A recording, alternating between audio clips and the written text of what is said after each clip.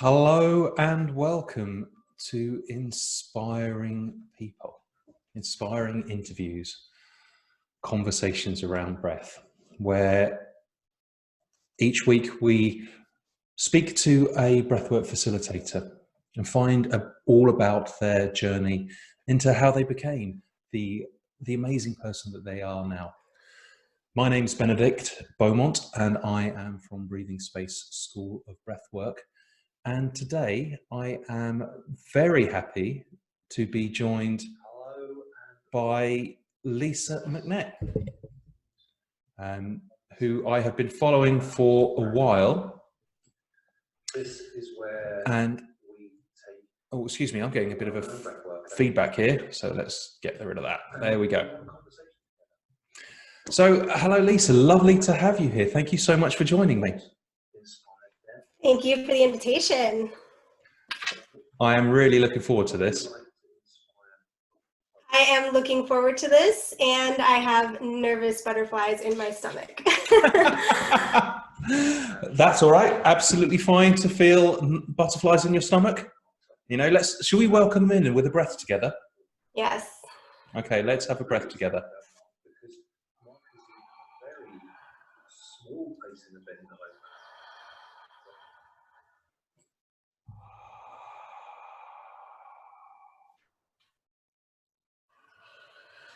Let's have another one. I felt like I took mine too quick. Another one to slow it down. Thank you. Ooh. I love getting, you know, when you get those kind of nervous butterflies and that kind of feeling in your stomach, and I especially feeling it if I'm holding a breathwork session or I'm holding a circle, and then I ask, would anyone like to share anything, or has anyone got any questions? And you know, that kind of, is anyone going to say anything? And at first I used to hate that feeling, you know, that really nervous, oh my goodness. But after a while, I kind of love that feeling of like pregnancy, of what's going to happen, what's going to emerge, what's going to create. So I kind of feel the same way about butterflies, Lisa. Like, it's time to open the doors and let those butterflies free and see where they take us. Yeah. I agree. I'm with you. So thank you very much for joining us again today. I'm going to just read a little bit out about you for everyone here. So before I do these interviews, I send out a couple of questions to all the guests, just to ask them a little bit about themselves, about their bio. And Lisa sent me back something extraordinary, actually. And I'm going to read it out to you. So my first question is, you know, just give me a little bit of biographical information about who you are. And this is what Lisa wrote back to me. I live with the question, who am I? I believe this is the single most important question we can ask ourselves. I believe our body is the greatest vehicle we have for understanding the answer, listening to our intuitive guidance, exploring our capabilities and talents, engaging with our natural world, other people and animals, and helping us to understand ourselves. It's the greatest, most important question we can ask ourselves, Lisa. And that is just absolutely beautiful to answer with that.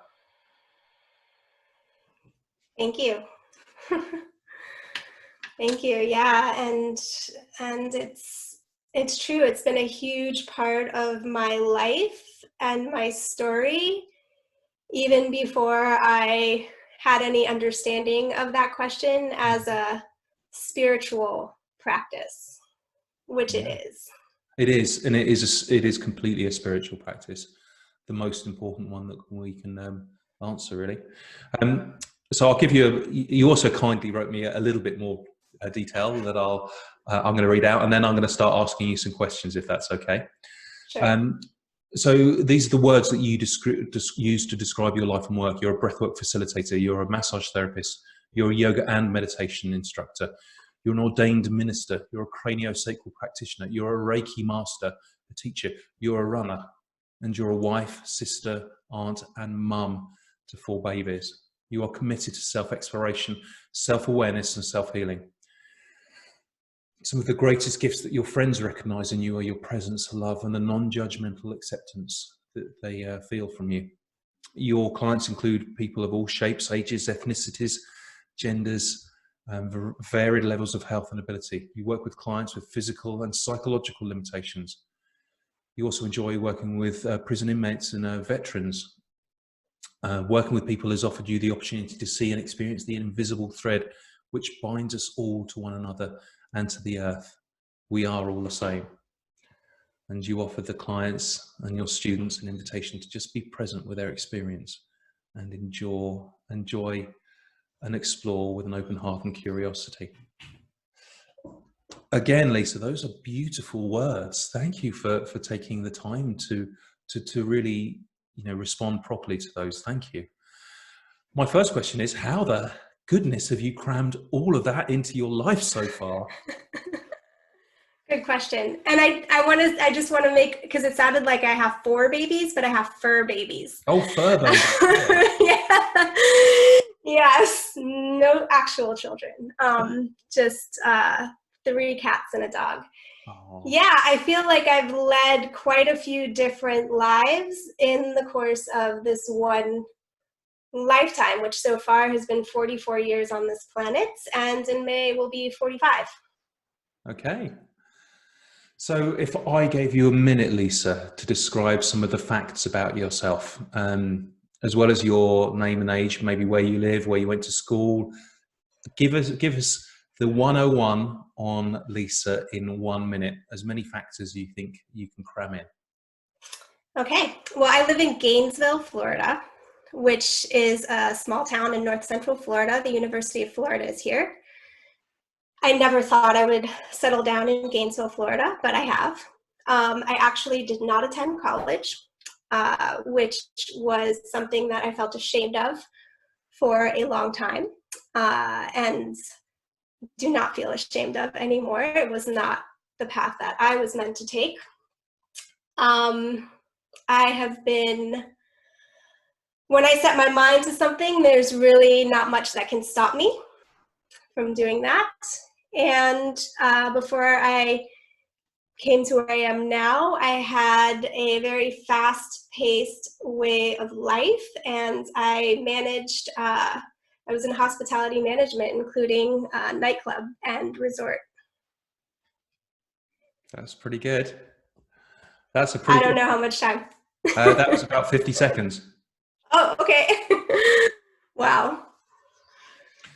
Okay, so I can already hear that there's quite a lot of, there's going to be some really interesting avenues for us to go down. So, you're talking about college and talking us about your career in the hospitality industry. But before we kind of get into those areas, I'd like to take you a little bit further back. Now, the point of these interviews, and I interview breathwork facilitators, is because I want to inspire around breathwork. And for me, hearing people's journeys and the stories of their lives, of how they got to be the incredible people they are now, are what I find most moving. So let's talk about what inspired you when you were young, Lisa. Let's introduce little Lisa. And you can choose a time. Any time from, when you were little. What inspired little Lisa back then? What inspired little Lisa? That's a good question. Because I'm not sure how much inspired me. So I got into gymnastics when I was really fairly young. I was sensitive, I was quiet, I was shy as a child. And I got involved with my family, and I guess this kind of lead to something that inspired me was we had no real religion. My mother's family was Jewish, and my father's family was, my internet is acting funny. My mother's family was Jewish, my father's family was not, and so we didn't necessarily have religion.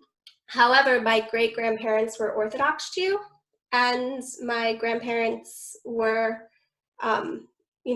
also my grandmother stayed Jewish and with the religion. And so the area I lived in as well was predominantly Jewish. So I got involved with the Jewish Community Center. We were enrolled in a camp there from the time I was young, and I got involved as a gymnast, and I loved being a gymnast. That gave me all of these dreams, that I was going to be like a dancer or a gymnast, or, I guess I would say at that age, especially since I grew up in Miami and Florida, Disney, like all of the Disney dancers and gymnasts that you would see at the parades, like I wanted to be that person. So that inspired me, and people in my family inspired me with their faith. My great-grandfather, would talk about his stories of when his family escaped the former USSR during Russian pogroms when he was a child, and how horrific that was. But he was such an amazing person, and he had such a strong faith in God, and he was somebody who was just super kind. He loved children. He was kind to us. And so that really inspired me. Wow. Okay. Well, we'll come to your great grandfather in a second, but I just want to recognize, and when you were describing your gymnastics, as a little girl, I can just see that little Lisa in there finding that physical freedom and the discipline that you have to kind of, when you really discover the strength and the grace and the elegance in your body, and how, seeing all the beautiful people on television, how that can be inspiring, and then you find that in yourself. So thank you. That I really felt that when you were talking about your gymnasts. So let's talk about your great grandfather then, and let's really, bring him in and acknowledge him. What was his name? We all called him Yadi. Yadi. We all called him Yadi. His name was actually Zadie. Yeah. And Morris. So I don't even know if his name was actually Zadie or Morris, but he went by, Mo or Yadi, and all of us kids called him Yadi.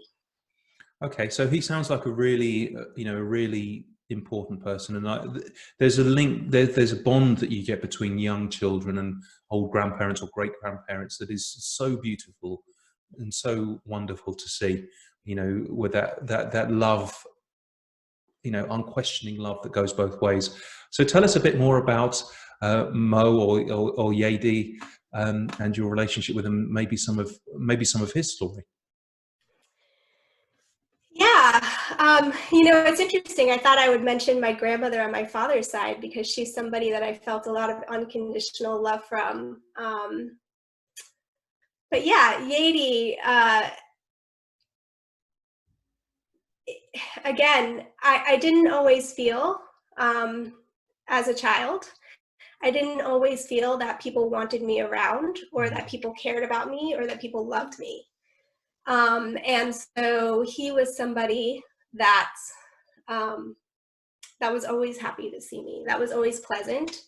He would take these white handkerchiefs. He always had these white handkerchiefs, and he would make them into mice. He would fold them up and just magically in front of our eyes turn them into what he called mices. And when I was really little, he would have these mices, and he would like put it on his arm, and he would use his finger, and he'd be like, look, it's alive, and he would make it jump. And when I was really little, I believed it, I believed in that magic that he brought this white handkerchief to life and made it this actual living mouse. So yeah, he would make, any time that we had the opportunity to spend a morning with him on the weekends, he was always making pancakes, and he would like flip the pancakes. That was like a classic thing that he did. He would flip them up in the air. He would do other things that would just, to inspire laughter and joy. And, isn't it poignant that what inspires us when we're young, it's that love and devotion that we feel from people, not because they've done great things or they're very wise or witty or clever. It's because we feel love from them. Yeah. Okay. So, and it sounds like, do you know much about his story escaping from Soviet Russia? Yeah. And, I wish, it's something that I regretted later on, was not giving him and his stories more time and attention, because they are important, but they're hard to hear. They were really hard to hear. And, what I remember and what I feel it inside myself, and I can see it and I can connect with it really strongly, are, him talking about being a young child and being in a barn, being in a barn and being like on the upper level of a barn with his family, hidden underneath hay or dirt or whatever, unable to breathe, having to keep their breath even as quiet and silent as possible, because there were people searching for them, and they could hear the murder happening, And so this was, yeah, that was his story. That was his story. That was, would be several days not eating in the same place. And then when it's safe to come out, making a way, to the next barn, and to the next place along their route to escape. So that's that will have an ancestral kind of energy around it as well that you carry now. He sounds like a really lovely great grandparent to have, to be able to come from that and still have so much joy and love within him. Exactly. It is, and I connect with that ancestral trauma. His wife, Sarah, who actually my middle name is Sarah. I never met her because she passed away before I was born, but her story was apparently the same. And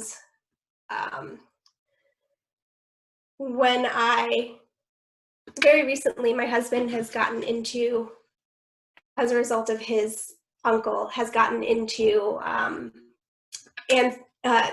Ancestry.com and making the family trees and all of that. Mm-hmm. And so very recently, I was trying to kind of track back to family members, to where they're from, because what's really interesting is that Yadi's father was a cantor in Russia, and apparently, I come from a long line of cantors in the temple, and the cantor, if you aren't familiar with what that is, but the cantor sings the prayers in the temple. So you have the rabbi and the cantor are essentially at equal,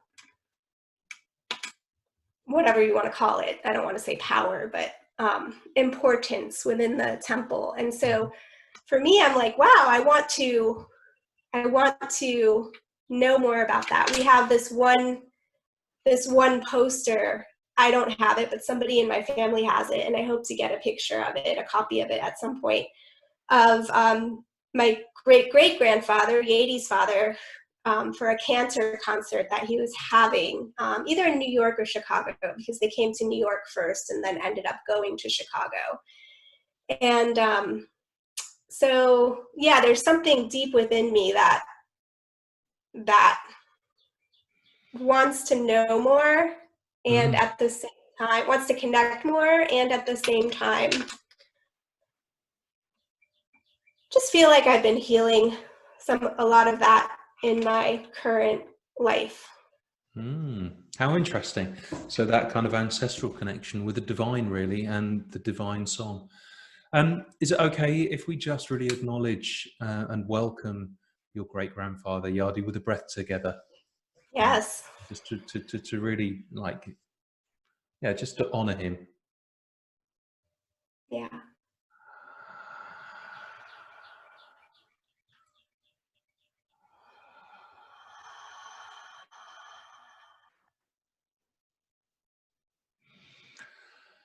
Okay, so let's come back to you when you were to little Lisa again. So you mentioned that you were really shy and quiet, and I think you said not always wanted to be around. So maybe you could just paint a little picture of what your life was like when you were young, in the neighborhood that you were in, going on doing gymnastics at the Jewish Center. Tell us about what life was like for little Lisa. Hard. Hard. Hard. Yeah. Yeah, my parents were hippies. I was born in 1975, and my mother was 21 when she had me. And my father was a musician and played the guitar, the electric guitar. And that was present. You know, there was always the electric guitar, there were drums, and there were always people around. There were always a lot of people around. I lived in quite a few different places. I grew up primarily in Miami until 1989, but my earliest memory was, I know we were living in my father's parents' house. My father's parents' house. We were living there. And then we moved into a duplex for a little while, which is like an apartment with just one next door. And we were there for a few years. And I will say that I know for the first 2 or 3 years of my life, my mother was not working. And from what I hear, things were essentially better. And so I feel like she gave me probably a good foundation of knowing that, of care. I know she breastfed me, so I know what I understand now about developmental trauma. I understand that there was a really important piece that I got in my early years. But my father was an alcoholic. There were a lot of drugs around. There were always his friends around, which were total roughnecks, like bikers, you know, people who might be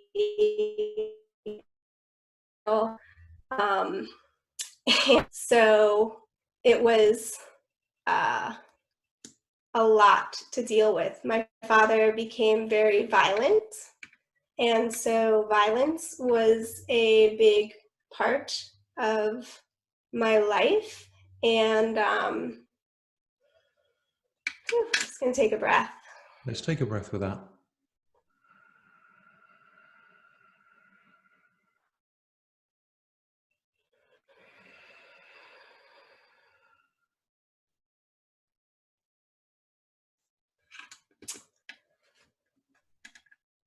So yeah, like I said, we lived in a few different places, and so there was always some bit of instability. Like I said, the first few years of my life, I remember living with grandparents, and then we had a duplex. And I had some really good memories in that duplex because we lived next door to a family that was 3 boys and a girl. And so I had these playmates, and you know, my dad still hadn't gotten to a point, like things escalated with him over the years, so things were still not so bad. So I have good memories in that duplex. I remember being in kindergarten and being super shy and terrified of being in kindergarten, but having my first birthday party where friends came and my kindergarten teacher came, and I felt like, wow, I felt super special. But then, a couple things happened. I had gymnastics, and gymnastics was my outlet. And then I had an injury to my knee, not in gymnastics, outside of gymnastics, being a tomboy in the world. And I had this horrible injury to my knee. And so after that, I never got to go back to gymnastics again, and that kind of killed some hopes and dreams. And then shortly after that, my grandmother, who would pick us up after the JCC every day and watch us, she passed away. And that was completely heartbreaking and devastating. And I feel like after that point, I did not have a lot of hope for a lot of years. Okay, let's just take another breath around that, because that's a very powerful image that you paint. A very difficult one for such a young child to cope with all that kind of chaos and instability. And I know there will be people who watch this who may have had a similar experience. So it's really powerful to hear people's testimony around that and to share their experience. So first of all, I have to say thank you for being so vulnerable and speaking truth around this, because I know it's not easy to revisit those places. So thank you, Lisa. I really appreciate that. So, and also my heart goes out to little Lisa as well. So let's just have a breath with that as well, to really acknowledge, how open you have been here and how vulnerable that you've been.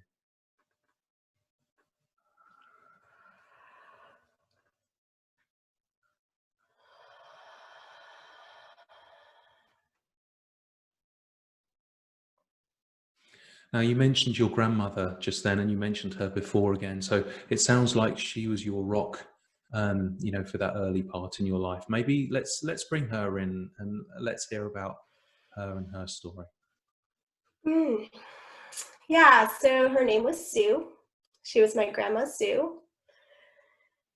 And she was soft and kind and loving. I always knew that she loved me. And she was sick. I loved the way that she smelled. She was always in her bathrobe. She basically was always in her bathrobe. She had rheumatoid arthritis, and it affected her hands very much. And so she was curled up and in a lot of pain. But when she was feeling good, she would go, I think it was like once, I don't remember how frequently, but she would go for snake venom shots, and that would help with the rheumatism and the pain. And when she was feeling good, she would bake cookies and make baked macaroni and cheese. And I had those opportunities, those experiences of getting to cook with my grandma, getting to learn how to make cookies, and that was nice. But most of the time I just sat curled up with her in her lap watching soap operas. That's what she did, and yeah. Again, I'm just hearing love, like how much she loved you. And even though my mother has rheumatoid arthritis, so I know what that kind of chronic pain does. And for you still to be able to feel her love and care, her absolute love and care, is an amazing thing to be able to do when you're in chronic pain. So I have to really, my heart goes out to her as well. Grandma Sue, did you say? Mm-hmm. Okay, well, let's have a breath with Grandma Sue.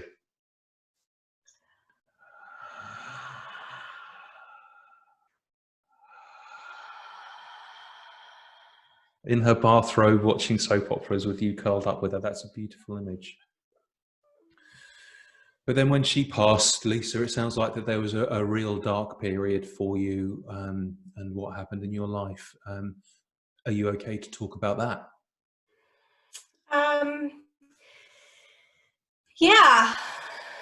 Yeah. And I think what happened, I had, when you asked that question, I had to think about what did shift, because it seemed like things were really the same.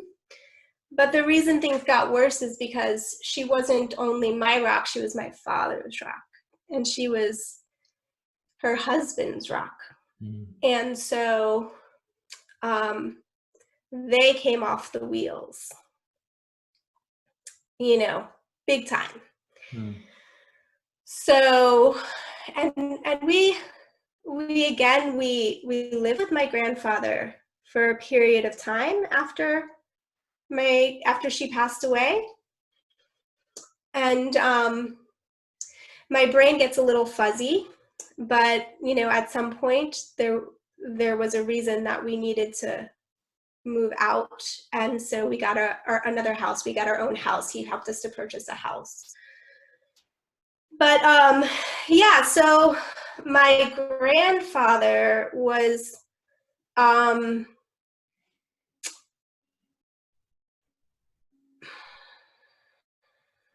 for me a presence. You know, there's what I understood later, and then there's what I'll say I understood from this point of being a child. So from what I understood at this point being a child, he was always pretty quiet. You know, he was a mechanic at Chrysler Place Cars, and he had been in the Air Force, and so he would go to work and he would come home and he was fairly quiet.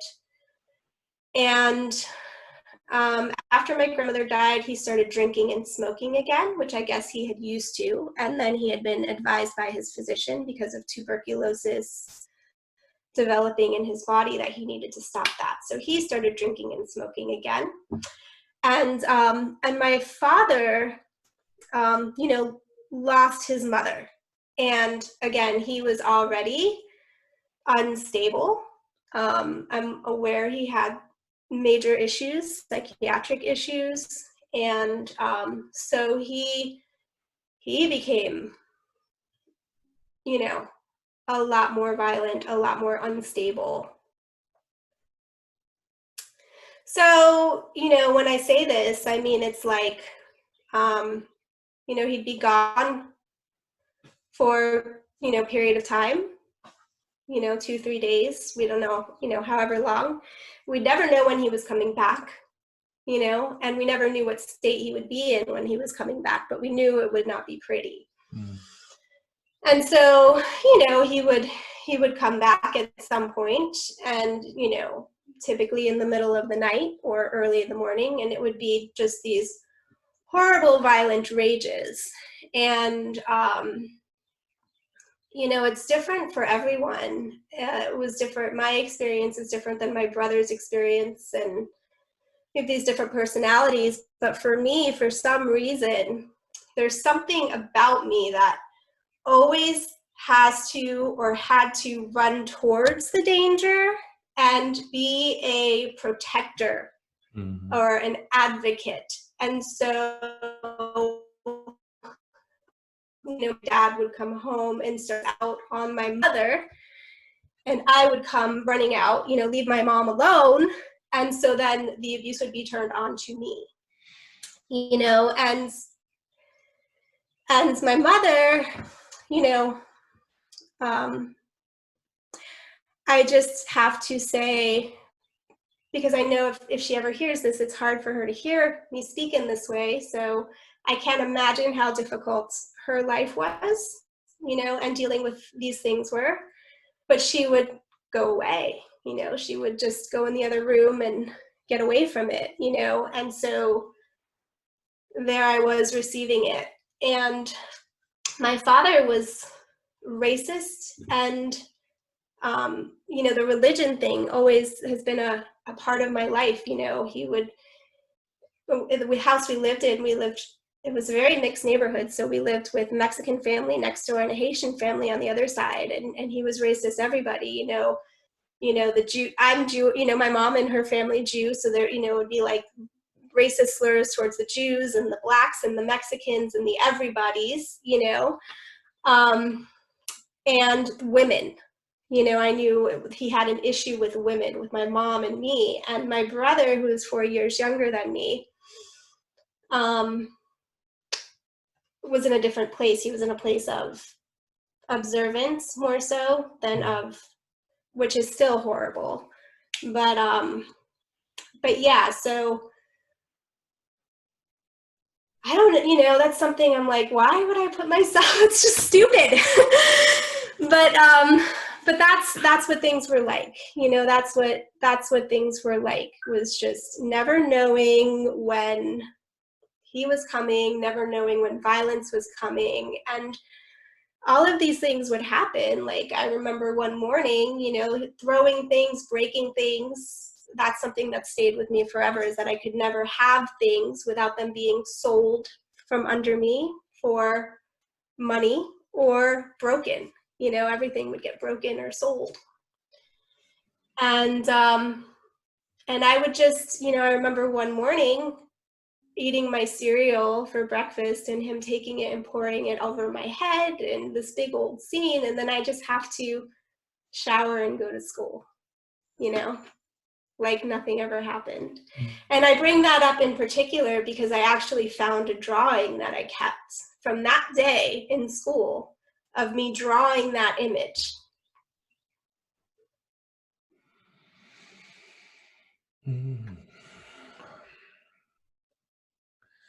So that's a really difficult start in life, Lisa. For a little, for a young girl to have that, chaos and examples and around her was really difficult. Yeah, my heart really goes out to everyone there, to you and to your mother and your brother and your father as well, because who knows what was happening with him for that time, and your grandfather. So once again, I have to really acknowledge your bravery and in going to those vulnerable and tender places. Thank you for that. So maybe let's move on a few years, and then tell us about your journey from that place of your childhood when you started to make steps as an adult. What happened to you then? Yeah, well, we had moved. So we had, a couple years later, we moved when I was about 14. We moved from Miami to the middle of nowhere, to a small town outside of Gainesville. And there were, when I say small town, I mean, I went from like 400 people in my grade to like 48 people in my grade. So that changed a lot of things about the direction of my life. My education, I felt like, school was important to me. I was a bookworm. I would get lost in books. That was what became my go-to, was getting lost in books. And so I thought, I'll be a teacher, I'll be a writer, I'll be a psychiatrist, because I'm always curious about people. Mm-hmm. And so the education level where I moved was, I had took a test when we moved, and I was tested at like a senior level, right? So that shifted things for me. And a few other things shifted the direction of my adulthood. And one of those is when my parents finally divorced and my father finally left. Shortly after that, I got really sick. Really, really, really sick. I was tested first for mononucleosis, the kissing, the kissing disease. Several of my friends in school had mono, and I got it, but it was just way severe, worse. And then over the summer, I kind of recovered, went back to school my senior year, and relapsed even worse. And I tested for Epstein-Barr syndrome, chronic fatigue syndrome. And, that was back in a time when nobody really had those things or knew what they were. I was, 90, 91, 92. And so I was home most of my senior year. I had a teacher who would come to my house, And that illness sort of dictated the next few years of my life. So I ended up, even though I hated alcohol and I hated drugs, after we moved and to the country, I ended up getting involved with people. I mean, all you would do in the country was go out into the woods and drink.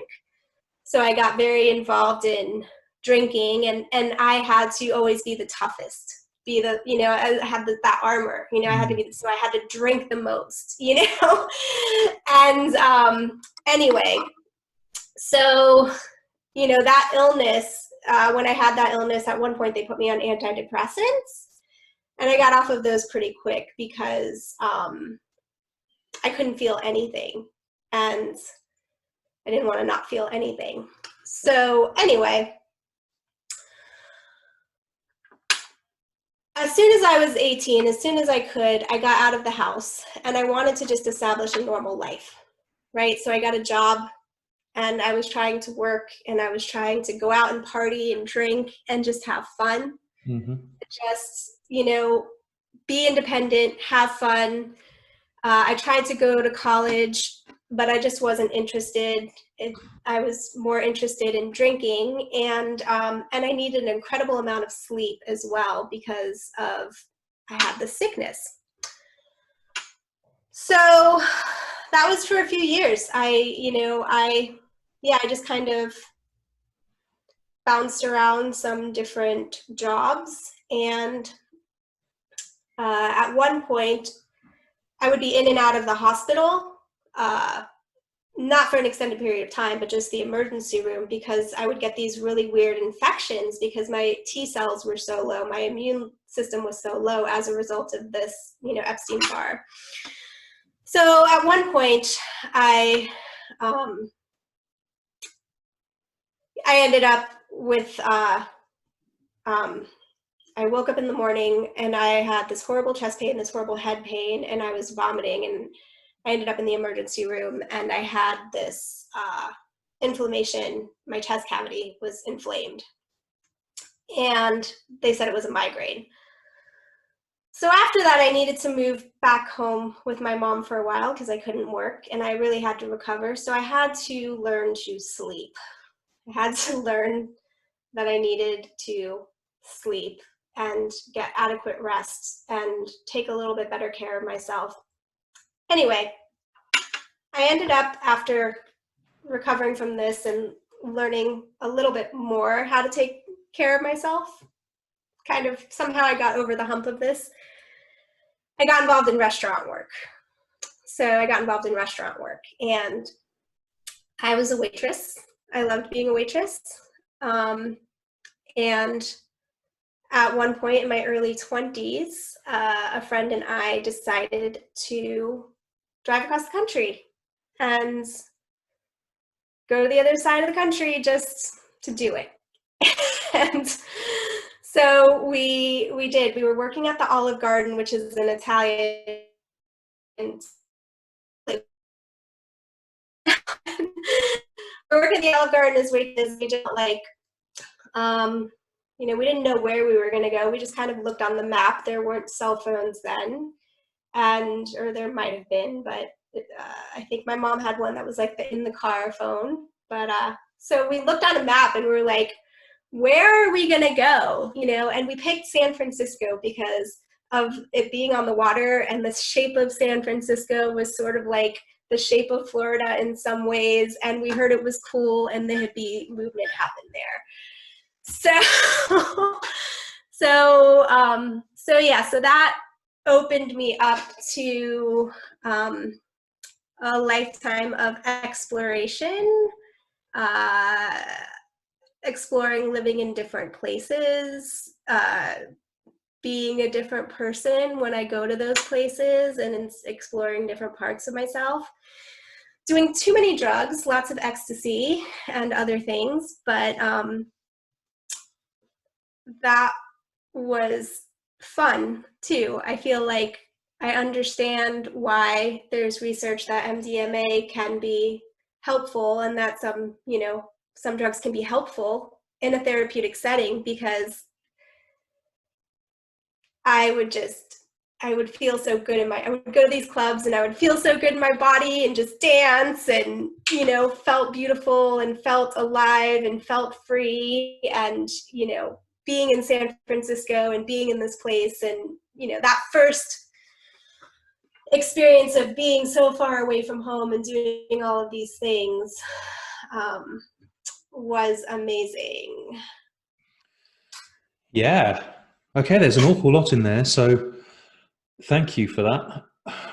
So first of all, like when you were a young adult, your physical health, you know, really started to mirror some of your experiences, you know, emotionally and energetically in your, you know, as you were growing up. Like I can really hear that your body just sort of said, no, you know, I'm not well, and that kind of had implications on your life. And then, you know, you were desperate to be just a normal young adult and go out and have fun, whether that's, you know, drinking out in the woods in your hometown, which I did as well, across, you know, on the other side of the Atlantic, and then having, you know, discovering how much fun it is to work and have a good job and to work with other adults, and then taking an amazing journey with a friend off to a completely new place. And you said you could go and be somewhere else there, you could reinvent yourself, and, you know, discovering, you know, drugs, ecstasy, and like partying, but also being exposed to other things as well. That, you know, in San Francisco, you're definitely going to be, you know, have a lot more different influences than you will in small town Florida. So that's a beautiful story there. And, you know, the adventure, you know, the adventurousness and the courage and the excitement of going on a long road trip, not knowing where you're going to end up and how it's going to be. I really salute that. I love that. You know, I love to hear tales of adventure. Okay, so tell us a bit more about what happened in San Francisco then, you know, when you're still, you know, a young woman and exploring new things, and probably your journey, you know, really started there. Your journey into being a breath worker, I'm guessing, or yoga and therapy and massage and Reiki. Tell us all about how that journey started. Well, what's interesting is that before I went to San Francisco, I had experienced yoga for the first time, and it was with that same friend and some other friends. And you've probably heard of Mickey Singer. Mickey Singer, he's an author and a spiritual leader. He's written, oh my gosh, I can't think of the names of his books right now. Anyway, he's in Alachua, Florida, which is outside of Gainesville. And he has a place called the Temple of the Universe. Yeah, the name of his book is, it's okay. It's a place called the Temple of the Universe. And I saw this flyer for the Temple of free yoga at the Temple of the Universe. And I convinced my friends to take this journey. We were living in Gainesville, and to take this journey out to the middle of nowhere, which I was used to being in the middle of nowhere, but my Gainesville friends were not. And so we went to this place, and it's this lovely wood and windowed. It's all in these woods. Wood, like, felt like, it feels like a tree house with all these windows that are looking out to the woods. And that was the first time and place I ever did yoga, and that was really opening and moving and powerful for me. And so yeah, and it was later in San Francisco. So I was in San Francisco for 6 months, and I decided, you know, because the girl that I was with was a college student, University of Florida, and she was taking a semester off. And so we drove back to Gainesville, but I decided I have to go back to San Francisco. So I moved down to South Florida and lived with my cousin for about a year, saving up money and working at a restaurant. I got a job at a specific restaurant that I knew there was also one in San Francisco, so that I could transfer.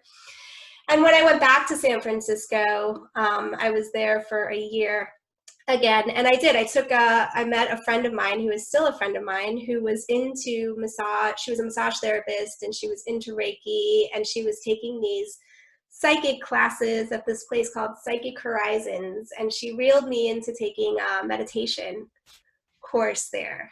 Mm-hmm. So yeah, that opened things up more. Okay. So, and then what happened after that? Did you stay in San Francisco? You came back? So September 11th, 2001 Yeah. happened. And I was actually planning, I was in a relationship with this Irish guy, and we were planning to drive down to Mexico and to just explore Mexico in his van and live there for God knows how long. And September 10th was my last night at my job. And then we were gonna have 2 days and then leave. And then September 11th that morning, woke up to the Twin Towers had happened. And so that changed everything. I was so far away from my family and I couldn't reach anybody because all the phone lines were just jammed up. So, and the borders to Mexico closed, which, you know, we weren't going to think about going anyway. But so during that time, a few days later, I felt like I need to get back home. So I took a train from California to Florida, which took 4 days, and it was like being in a time warp because it was like one long day. We had no news coming in or anything. And at that time, I was doing a lot of cocaine, which I hated, and drinking every day. And it was because of the relationship that I was in and the people that I was with. And so when I came home, I thought about staying. I thought, you know, I remember saying, I need help. I need to go into therapy. And family saying, no, you don't. You'll be fine. You'll grow out of it. Right? So that wasn't really helpful. But after about a week home, I went back to New Orleans. This is foreshadowing where I went. I went back to San Francisco, and the boyfriend and I were like, okay, what are we going to do? Where are we going to go? And I was like, let's go to New Orleans, because Mardi Gras was coming, and I thought he would enjoy Mardi Gras. And I was looking on the internet and I saw that they were opening a new Howl at the Moon, which is a dueling piano bar. And I loved Howl at the Moons, and I had a contact there. So I thought, I'll get this job at Howl at the Moon. Let's go to New Orleans. It'll be great. So somewhere between San Francisco and New Orleans, this relationship completely deteriorated. And once I got to New Orleans, I found myself in many ways in a really horrible situation. But my time at Howl at the Moon and they hired all the staff, this whole staff, and we opened a lot. So they hired this full staff. And then what happens is people just stop showing up for work because it's Mardi Gras and they'd rather drink. And that's one thing, like with all the drinking and everything, my mother put that into me, is that work ethic. And she wanted me to never have to depend or rely on another person, which was great, and also became part of my armor that I needed to release later on. So I always had this strong work ethic, like I had to. So I was working like these 14-hour days, and I might have been the only bartender on, or with like another bartender, with just like a sea of people everywhere. And and this guy and I were living together, and he was not talking to me, and things were horrible there, and things just got really, really bad. And one of the best things that my mom has done for me in my life, was when things hit a real bottom for me, I was calling and I couldn't even talk. I was just crying. Her and an aunt came and got me out of the situation because he wouldn't leave. he like wouldn't leave the apartment. So I'm like in the bedroom, like crying my eyes out. My whole life is over, and he's just in the living room watching TV. So they came and got me out of that situation and helped me figure out what the next plan was. And so I moved in with a woman who whose husband just left her. So it was perfect. And she was also a bartender with me at Hell at the Moon. And you know, kind of got over that situation, but at the same time, we were both like, okay, let's party, you know? So New Orleans is 24 hours. So we would work until 6, 7 o'clock in the morning and then go drink until 12, 1 o'clock in the afternoon and then go sleep and then go to work and do it all over again. So I eventually went to my manager. I think I was there like 6 or something months. And I was like, look, I got to get out of here. I got to get out of here. I can't be here. Fortunately, I never did cocaine again. Like, you know, once we moved to New Orleans and I got out of that relationship, I never saw that again. So I'm lucky. But I was like, look, I got to get out of here. And I was a good worker. I had strong ethic and I was a leader. And because of everything that I did there, he wanted to send me to Chicago. They were opening a new place in Chicago. And he was like, you need to go to Chicago. You will end up being in management. This will be a great move for you. And I was like, my mom was born in Chicago. My mom was from Chicago, but I'm from Miami and I knew it was cold. I'm like, it snows there. No way. But I did call my mother and I told her and she was like, go, you know, you'll love it. You'll love it. It'll be the best thing. So I went. I made the decision to go to Chicago, and that ended up putting my life into elevating me in many ways. I got to Chicago and it was May, and so it was just starting to feel good, right? And everybody is friendly and they're out in the streets and there's festivals everywhere, and I fell in love with Chicago right away. So yeah. That's a beautiful story to hear, actually, Lisa, because you know, in your early adulthood, there's obviously some traumatic times as well. But the picture I'm getting of you is a really strong, determined, tough, capable, young woman. And sure, the partying and the drink and the drugs, that's things that most people in their 20s go through, and they survive those kind of choppy waters. But I'm really feeling your strength then, and your the work ethic that your mother gave you, and your ability in the restaurant, and your leadership in and outside. And I'm guessing going out and partying as well, being the strong one, the girl who could always drink the most. I'm guessing that was there as well. So that's strength in you. I can really feel that. And that ability, and there's always shitty relationships, and that will always happen, and ups and downs in especially when you're young and you're making mistakes. But I'm feeling that this move to Chicago, obviously on a career, gave you opportunities, but then it sounds like it also started to open up other opportunities in you as well. So I can't wait to hear the next installment. Carry on. Yeah, that strength. I have, it's one thing that I have always had, an unwavering and uncanny belief in myself, even when I didn't believe in a lot of other things. And I don't know where that comes from, and I examine that. So yeah, I was always very enthusiastic too, and positive, which is strange. But good. So I got to Chicago, and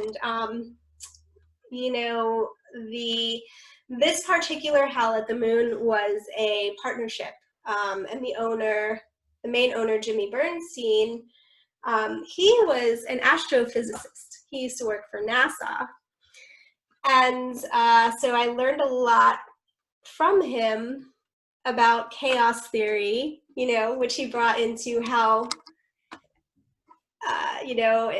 he always gave this speech on entropy when he would open a new location. So I said chaos theory, but yeah, all of these different physics sort of, you know, ways of viewing things. And so the speech on entropy, I was very inspired by him. But so it was a partnership between him and the owner of a fine dining restaurant named Ruth's Chris Steakhouse, and then another person who was who had been in partnership with because this was a restaurant that Howl at the Moon is now taking over. So anyway, go in, and I loved, it was like, it's a dueling piano bar, so it's sing along, loud, the kind of environment I never thought I would be in, because, you know, I hated musicians because I hated my father. But here I am. So anyway, I went in and I just was myself, and I just did what I did, and they, you know, they right away, they gave me a management position. I bartended part-time, and I was, you know, oversaw the servers and created the server manual and all of that, and was a leader for the servers. And they had a hard time finding a general manager. And they had one general manager, and it didn't work out. And, you know, they had kind of cycled through other things. So what happened was these three owners and all of the leaders, the president and vice presidents of the company, all decided that they wanted me to be their general manager. And that shocked me and completely blew me away, and was also at the same time exactly what I was looking for and needed. You know, was I kept looking for someone to recognize something about me and To give me something, to believe in me. Yes, to believe in me. That's what drove a lot of my actions, you know, I can see looking back. And so the fact that all of these people, you know, believed in me and saw something in me, that was huge for my self-confidence, and that was huge for shifting my life. You know, I never did any other drug again after that. You know, I was like, okay, now I'm serious. You know, now I get to, now I'm a professional person. I get to be a professional person. And so I stayed there as the general manager for 4 years. And that was the person who was put in charge of mentoring me was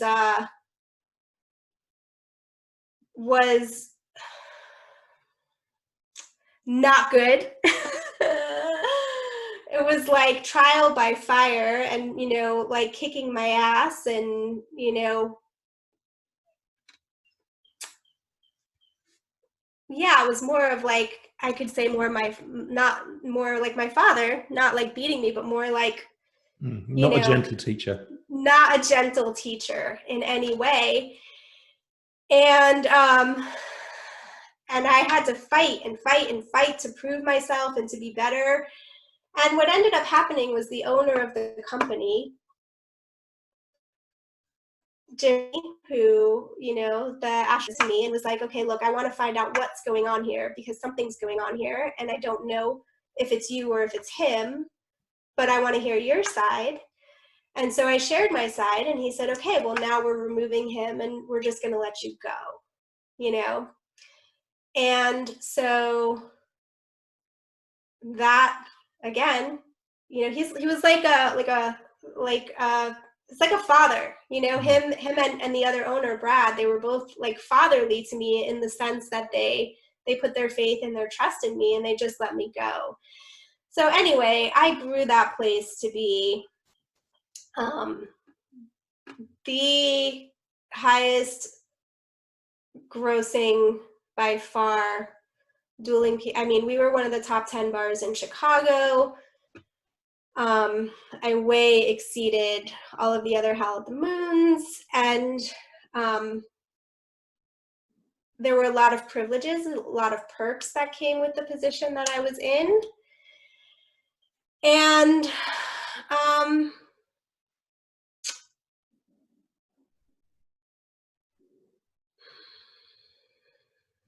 and it was hard. And I was, and it was hard. And so once again, I came to a place where I recognized that I did this. I can do this. Like, I have the power. Like, look at what I've done. Look at what I'm capable of. And at the same time, I didn't feel like I was serving myself or serving anybody else the way I was meant to, because I'm still drinking a lot.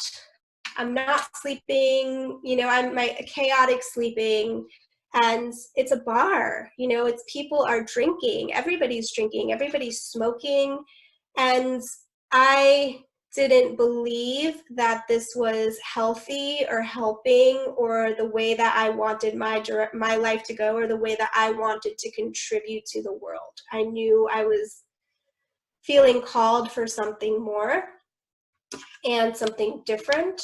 And a lot of things happened before I finally listened to that call, including, ending another bad relationship, and including having walking pneumonia and being at home in bed, sick again, unable to barely move, and unable to take care of myself, and with nobody in my life to come and care for me. One of my employees brought me cans of soup and crackers, and that's what I ate, So after that,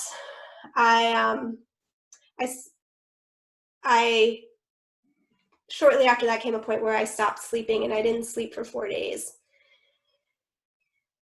And called my doctor and said, I need a few sleeping pills, I need help. And once I started sleeping again, I was like, okay, right, I got to get out of here. So I left that on a high note. I left Help the Moon on a high note. I left it, and everybody was like, why would you possibly leave this? Why would you leave this? This can't get any better. The money I was making was ridiculous, and I was just like, no, I can't. And for years, I was like, I just need to go meditate in the caves. I just need to go meditate in the caves. And when I look back on journals from the 90s, they just said, go meditate in the caves, go meditate in the caves. So I was like, I can't do this. So I was in still a place of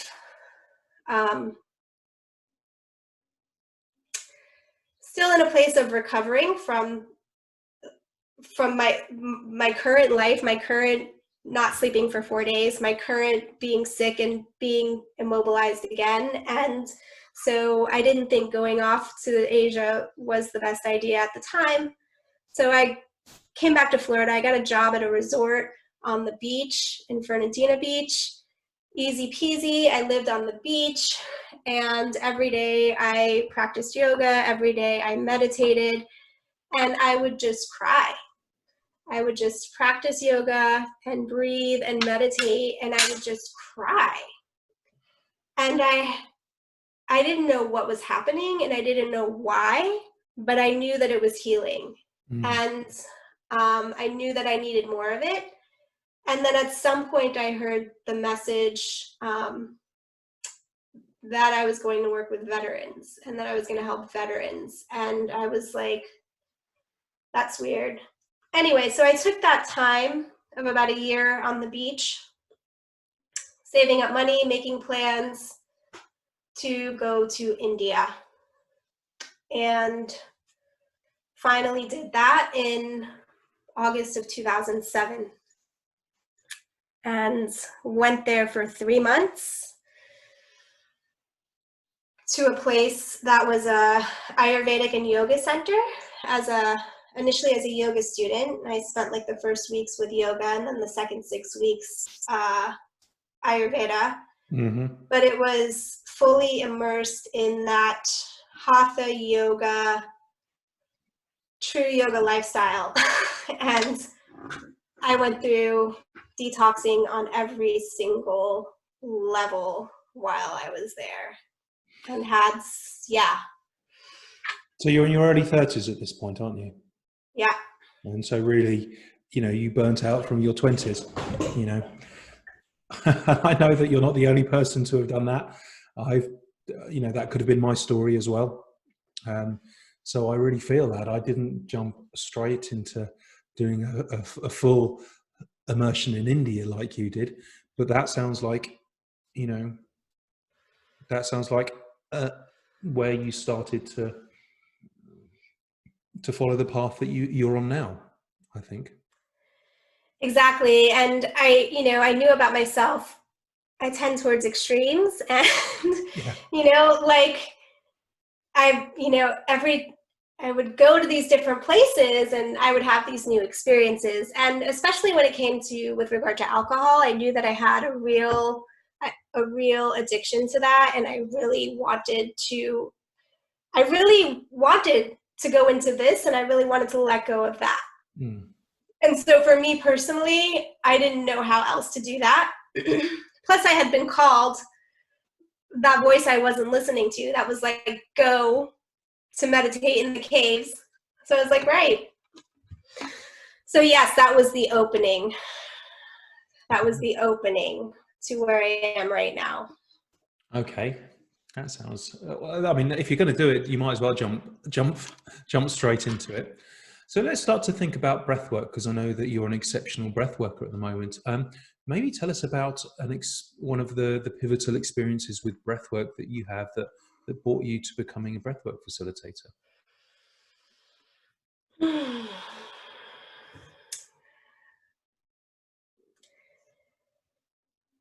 It's interesting. I don't know if it's a pivotal experience or if it's just that I was finally listening to the voices, and I'd been looking for what is next and looking for my next teacher. And I thought it was going to be yoga. I had been looking for a yoga teacher. And I had been terrified of breath work. I had two friends who were breathwork practitioners who had invited me to do breathwork over the years. And I was like, no way, because when I just do my conscious breathing on my own, and I just do yoga and I breathe, or I do meditation and I breathe on my own, I cry. And so much comes up. And they would say, oh, you're going to go into this trauma and you're going to scream. And I was like, no, I don't need to do that. So anyway, it was kind of a surprise that I heard this voice that was like, no, it's breath work. Mm-hmm. You're going to do breath work. You need to do breath work. And so I started looking for breath work. Both of those people who I had just referred to were not practicing or not in my life anymore. So I started looking online, because Gainesville, there's nobody else. There were just those two people. So I started looking online at for ways that I could find breath work. And I found Anthony, and I found Alchemy of Breath. And when I read the things that were on his website and listened to the way that he spoke about the hero's journey. And when I was in the prison program with my mentor, Casey was for a few years, talked about Joseph Campbell and brought that into the prison program which I know we don't need to go into, but everything that Anthony was saying and the way that he was communicating was reminding me of Casey and reminding me of, it just spoke to me. So I started doing some breath work online, the Sunday breathes, and it wasn't big and scary and horrible, and I wasn't thrashing around screaming, which at some point I did. But it definitely connected me to more within my body, and I really felt opened up, and I felt things moving, and I felt things shifting, and I started to understand how yoga and controlled breathing, controlled pranayama, for me, and I have my own, I could go out a whole nother tangent about my journey with yoga. There's control was a big issue, as it is oftentimes with people who have had trauma in their childhood. So pranayama is controlled breath. And so in some ways, I think I was controlling my experience and where I was going. And once I found breath work and that conscious connected breath, it's an uncontrolled breath. And so it opens up to things that want to come through. And that felt really important. Okay. I didn't realize you were an Alchemy of Breath graduate, actually. And obviously that's really, makes my heart sing, because I am as well. And Anthony was my teacher too. So then tell us about what you do now, Lisa. Tell us about the breath work that you do, and how you bring that out into the world now. Yeah, so well, up until recently, I still have an office, but I can't use it at the moment. So what's happened with my breath work over the couple years that I've been practicing is it's shifted and it's changed. So like most things, I would get really excited and just go all into this is the thing. And so for me, breath work was and is the thing. But what I started finding with just doing like an hour conscious connected breath work with a person, what's happened is breathwork has become the bridge. Breathwork has become the bridge. So all of the other things that I do have come in and have some sort of play. So when I work with a person on a one-to-one basis, depending on, what they have going on or where they're at or what they need, there's going to be a certain amount of breath work, conscious connected breath work that happens.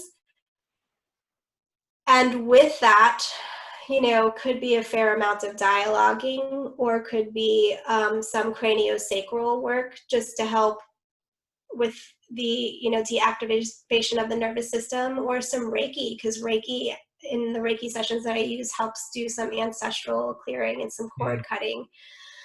So it's gotten to be this really creative thing for me. And where working with a person, I don't know what it's going to look like, but it's all going to be guided by their breath, by their conscious connected breath, and where that takes us. Well, it really feels like you've got so many tools in your armory now of ways to help them, but yet you're just so open with how the breath can guide you with that. Yeah, that sounds remarkable. Okay. So anyway, you're back in your hometown now, and maybe just paint us a little picture of we're in the middle of the pandemic now, of the COVID-19 crisis. So maybe just tell us what your life looks like now. Maybe outside of being locked down, but tell us about your life at the moment then. Well, it's nice. I've been, and I do work with I've been doing more breathwork groups online, which is something I shied away from. So I am in my house. I never thought I would be married. I got married when I was 37, and we bought our house 3 years ago. And I love our house. It's super comfortable. And I have a greyhound who we got her shortly after we got our house, and she brought peace and calm to me that I've never experienced before.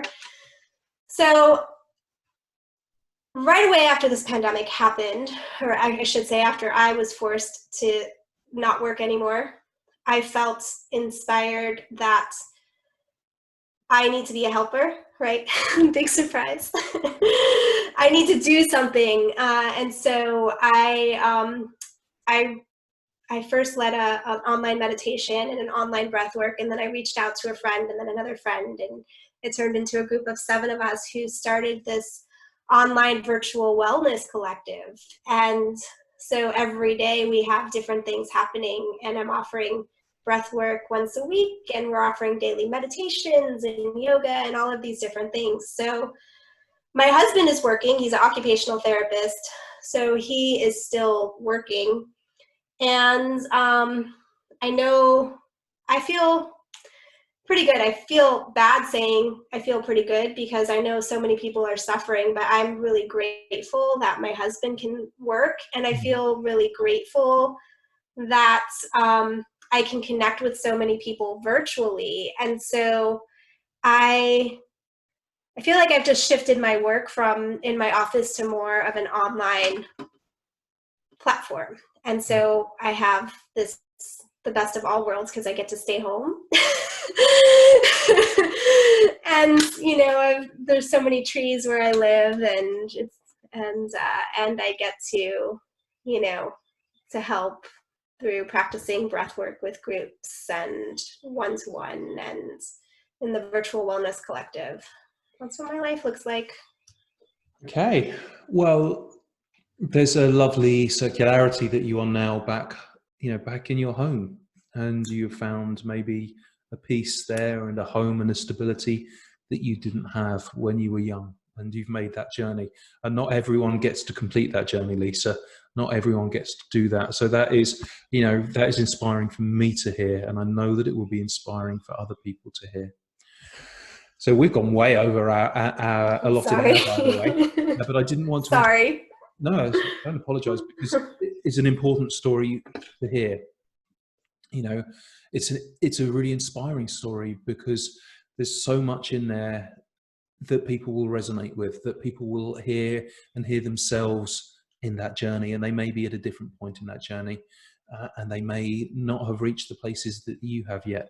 But knowing that other people have trod those paths, that can't help but, you know, send rays of light to people. So let's just think of a couple of things. We'll all start to bring this to a close. So one of the things that I like to ask people is there a short breathwork technique that you would like to share with us? I have been loving the coherence breath. Lovely. Would you like to lead us in a few rounds of coherence? Actually, no. What I think we'll do is I'm going to ask you one more question. 2 more questions, and then maybe we could do that to finish with. How does that sound? Sure. Okay. So the final question is, this is inspiring interviews. So who or what inspires you at the moment, Lisa? Who or what inspires me at the moment? Good question. Well, you inspire me. But you do. My husband inspires me. You know, he has a really beautiful story as well, and there's not a day that goes by that I'm not like, wow, look at where we've come. Like, look at what we have, and we have this home, and it feels good. You know, you touched on that earlier, and so there's not a day that doesn't go by that I don't feel that gratitude. And so inspiration, my husband. Beautiful. Thomas Hubel, I've been studying with him since December, and I'm really inspired by him right now in the work that he does with collective trauma and healing. And his work has been really informing my work and the way that I show up in the world. Yes, I don't know him personally, but one of my colleagues. Anthony always inspires me too. Yeah. One of my colleagues, Ray, from Alchemy of Breath as well. I know that she's one of his students as well, and she really has nothing but amazing things to say about him. Good. So thank you for bringing your husband in as well, and what he has brought you, and what you have now. So many, I know I will often take for granted my home, and you know, actually I don't, because I've been nomad for a few years, and finally I have a home, so I appreciate that as well. But it's easy to forget those simple things. But when you've been on a journey and you haven't had that stability, it's miraculous. You know, it is. I've got a home, and I've got a husband or a wife, in my case, who every day I thank, how did I get this? It's the normal thing for most people, but for me, it's miraculous. So thank you for bringing that Exactly. Yeah, exactly. Okay, so the final question is, what would you like to inspire in others, Lisa? What would I like to inspire in others? Yeah, what's coming up right now is just to never give up. Just to never give up. And with that you don't need to know all of the answers. Like, there have been times in my life where I had no idea. All I knew was the next step. That's it. All I knew is I need to go to India. I didn't know what would happen when I got off the plane, you know? And I didn't know what I was going to do when I got back from India, you know? And what I hear with people so many times is I can't because I don't know where I'm going to go, or I don't know how it's going to work out, you know? And so just take the next step, whatever that is, and don't give up. Don't give up, and you don't have to know where you're going. That's beautiful advice, Lisa.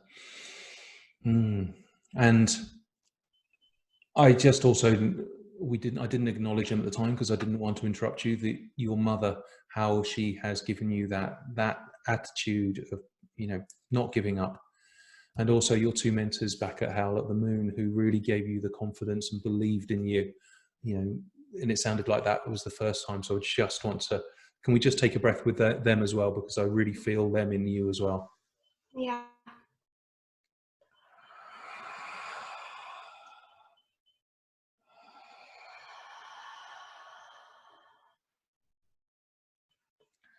Well, thank you very much for that incredible life story that is so inspiring to hear.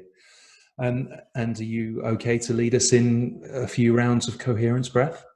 Yeah, I'd love to. So, coherence breath, and you can close your eyes if you're comfortable with that. Coherence breath has two parts to it, and I like to lead the breath part first. So start to focus on your breath, and we're going to match the inhale and the exhale. So the intention is to go for about a 5-second inhale and a 5-second exhale, but if you're at 4 seconds, that's great, or 3 seconds, that's great too.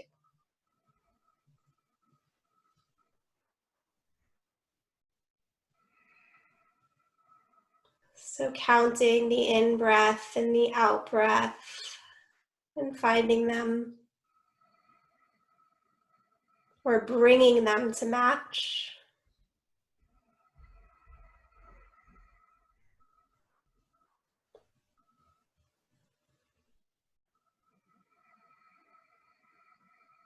And once you have that matched inhale and exhale, bring your focus to your heart, perhaps even placing a hand there.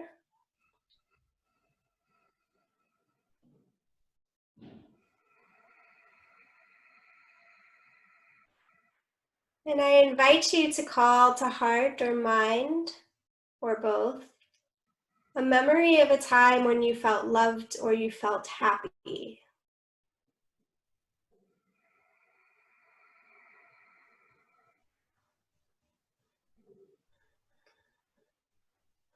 And let your body, let your heart feel whatever emotions come up as you match your breath and you breathe into this feeling of joy, this feeling of love.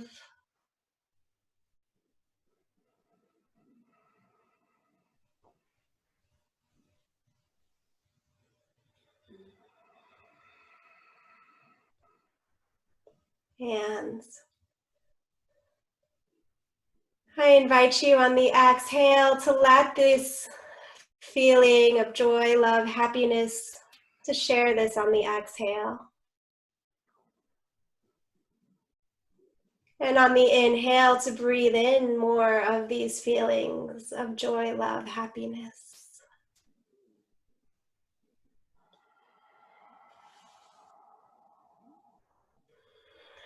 And we could stay here in this for a long time, letting it be a feedback loop of breathing more of the positivity into the heart and breathing it all out.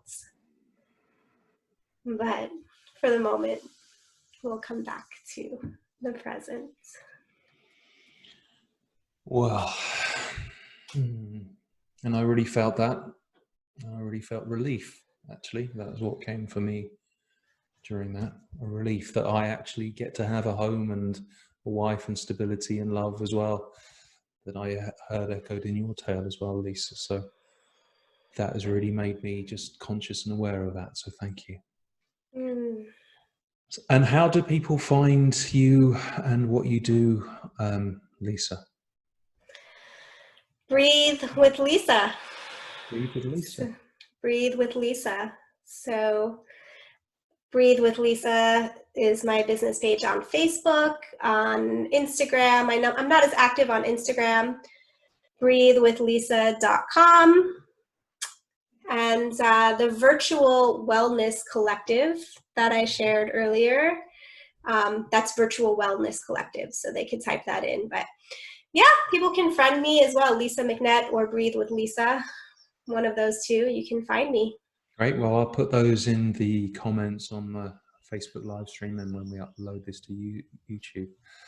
So once again, I just have to acknowledge your tremendous courage in going to those vulnerable and tender places and sharing your journey with us today, Lisa. It is inspiring to hear, and I can tell that from myself, and I know that other people who watch this interview will find that again. Is there anything else you would like to say before we finish? No, I just thank you. I appreciate this opportunity to share. It's important. One thing that has helped me along my journey was knowing that I was not alone. So, you know, my childhood trauma, a lot of things I kept in. That's part of the unhealthiness that comes to trauma, is you're forced into silence. And so once I got into communities where we were talking about our traumas, I realized how everybody has them. So thank you for allowing me to speak about my trauma, because I believe it does help other people know that they just aren't alone. We aren't alone. Well, thank you once again. My name is Benedict. I'm from Breathing Space School of Breathwork. We run these interviews twice a week on Tuesdays and Thursdays, and there's all sorts of other stuff on our website, makesomebreathingspace.com, including online breathworks and courses, many of them free. So I hope to see you maybe and breathe with you again. So thank you, Lisa. Let's finish it there by taking one final breath together.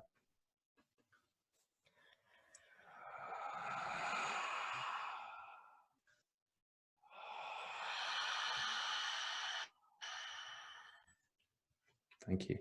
Thank you.